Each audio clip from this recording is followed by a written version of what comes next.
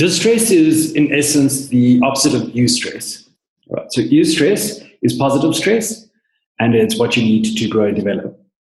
Distress is the opposite thereof. So when you're distressed, you are going into a state where you're not growing and developing. It's a state causing a lot of frustration.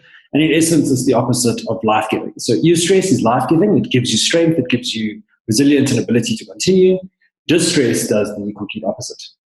What we're looking at today is one of the fields in positive psychology, which is radical acceptance. Right? And it sounds a bit airy-fairy initially, but I'm going to first explain to you what it is and also what it isn't so that you can start applying it. It is a field that you as a coach can apply, right? It's very new and you can apply it to a variety of situations. So first, let's discuss what it is. So acceptance is basically being willing to experience a situation as it is rather than how you want it to be, right?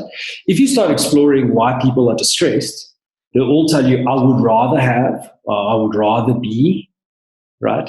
None of them are accepting the situation as it is, and they're rather fixating on a fantasy of how they would rather have something be.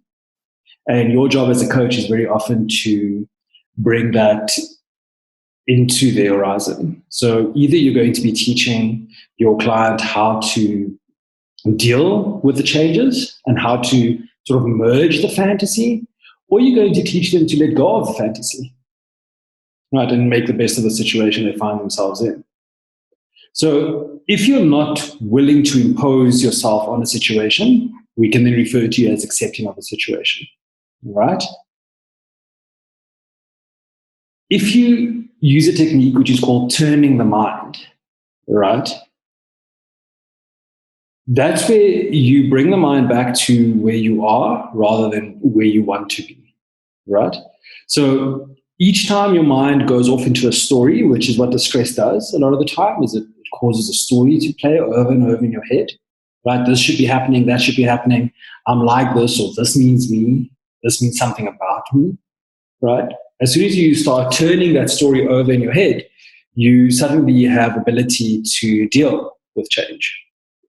Okay, so turning the mind isn't something that we do once a day. It's something that happens very often. As soon as the narrative starts in your mind, you need to sort of step in there and change how you are thinking about something.